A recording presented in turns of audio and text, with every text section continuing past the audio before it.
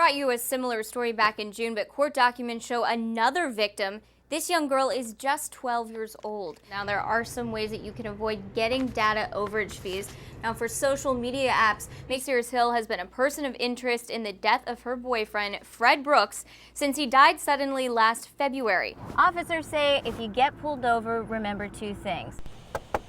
We knocked on the door. Is anyone home? We tried to call the Norfolk campus and even showed up in person ourselves. Is there anything you want the public to know? There was still evidence of this crime scene, including this police tape and these bullet fragments shot by a gunman police in Norfolk are still looking for. But the surveillance video isn't the only way they're linking this man to the crime. No, this is just some of the information that you can't get if you were to file a complaint against a police officer. Now, I want to show you just how close this is to beach access, a very transient area, especially with the coming summer months. Now, neighbors are using this incident to not only educate themselves, but to educate their children. Roads are closed, families are treading through feet of water, just like this one, to get to local Rite Aid for basic supplies. And then, of course, there's cars, just like this one, that have been washed away by all the water. Neighbors are weighing in left and right on their feelings. Some are for rescuing the dolphin, others are against it. They are still recommending that people drive with caution. I want to show you something. Take a look at this beach right now. Sir. The physical fitness portion is difficult in and of itself, but a lot of times they've got to do it together, which means if somebody messes up, they've got to do it all over again. Oh boy. So do I just point it? We're gonna go in 1 second. There's no way that guy's going 46. Oh, cop is doing 60. Am I doing this right? So the speed limit on this road is 55 miles per hour. Based on that information and our handy dandy test, almost every car that drove by, they would have gotten some sort of speeding ticket. The fire is out, but you can still smell it, and you can definitely see it in this home in the 400 block of Clovelly Lane in Hampton. Now, investigators tell me they're inside right now, sifting through about a foot of debris after the roof collapsed. They're searching for human remains, but fortunately, no team would survive without their fans. Sure, they scream and cheer, but more importantly, they put their money behind their team. But how do you know if the jersey or baseball cap you're wearing is real? News 3 went undercover to find out. We hit up a local store raided by police in recent weeks. Do you guys have any NFL stuff? No, it's not legal. Police was here 2 weeks ago. They took it all. Police say they sold counterfeit NFL merchandise. Detective Jordan Klein with the Virginia Beach Police Department was an officer in the raid. And these are examples of previous hats that we've taken. Oh, that looks so bad. He showed us just some of the items he has seized in other investigations. Most recently, 4 stores along Atlantic Avenue were allegedly illegally screen printing pro teams' logos onto hats, sweatshirts, and other clothing items. At least 21 pro teams were affected, including the Redskins, the Ravens, and the Steelers. You may pay 1/3 or even half the price, but according to police, counterfeit goods are made from cheaper materials that aren't built to last. The logo is typically skewed or crooked. The colors are off, and all sales are final. Of the stores that were raided, one employee tried to tell us police didn't take anything. They made a big, huge deal over some They really towels, did, and they over didn't some even find anything in here. But then changed his story when we showed him a search warrant. Oh yeah, they took t-shirts. Oh yeah, they They took took t-shirts and hoodies. NFL prints, Yep, numerous screen prints. they did. According to the National Crime Prevention Council, counterfeit items cost the U.S. more than $250 billion in lost revenue and 750,000 jobs every year. And if that doesn't get you, numerous government sources say counterfeit goods are one of the primary ways terrorists finance their attacks. Under federal law, it isn't illegal for someone to purchase a counterfeit good. But when you support counterfeiters, companies who own the trademark ultimately charge you more for the real product.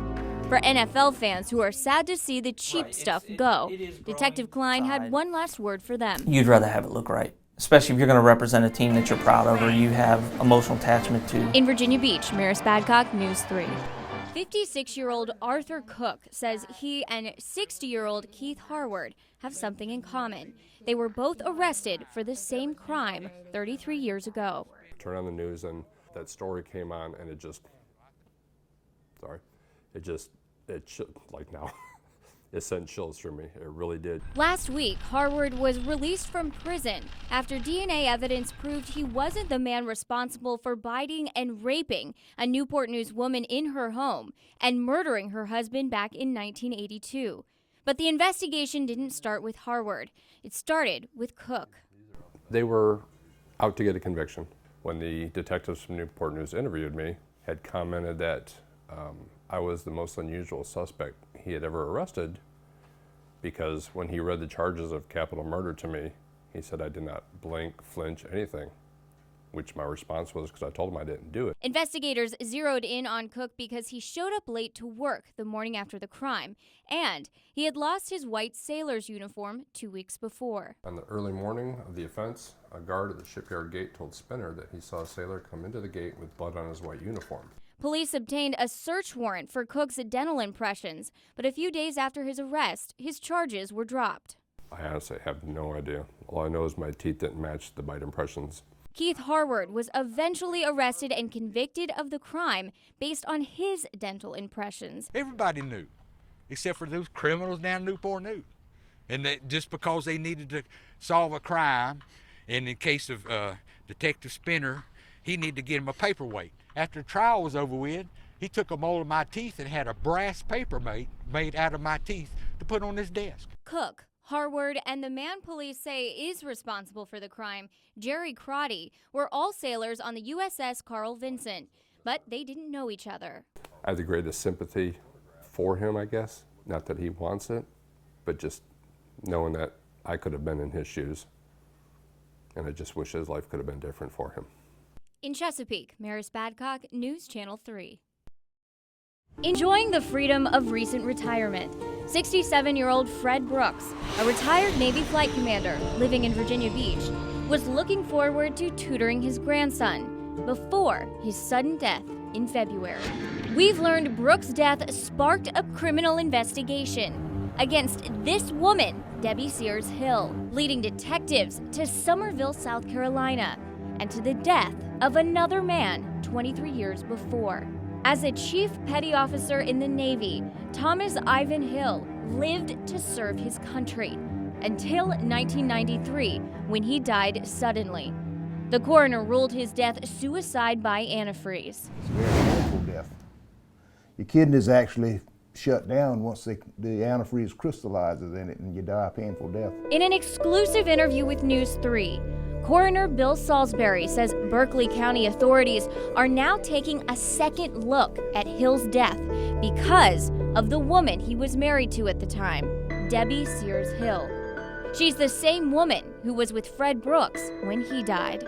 I've been contacted by several law enforcement agencies, one from Virginia Beach, also our local authorities here in Berkeley County, and also some federal law enforcement agencies. Sears Hill is now at the center of a multi-state criminal investigation. This is the Holiday Inn in Summerville, South Carolina, where Thomas Hill was found unresponsive back in March 1993. Now, according to this coroner's report, Thomas Hill was staying at the Holiday Inn because he was preparing for a Navy transfer to Portsmouth, Virginia.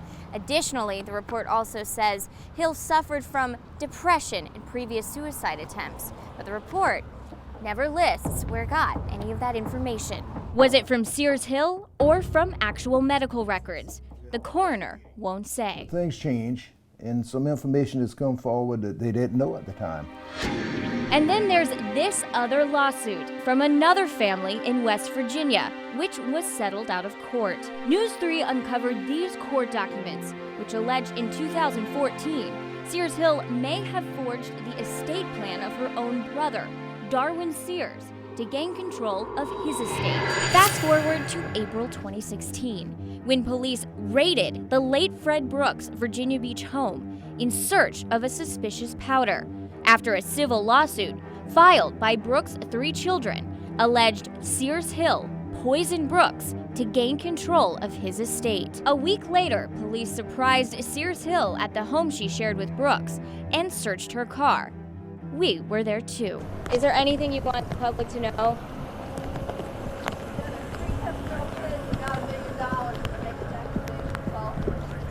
Additionally, the lawsuit claims Sears Hill forged Brooks' signature.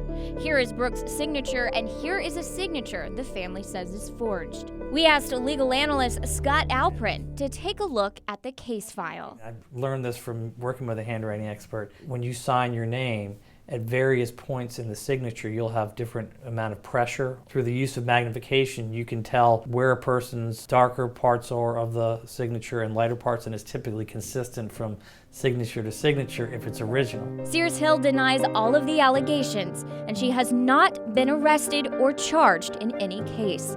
But with investigations now in several states, the families hope for answers soon. Merrisbadcock, News 3.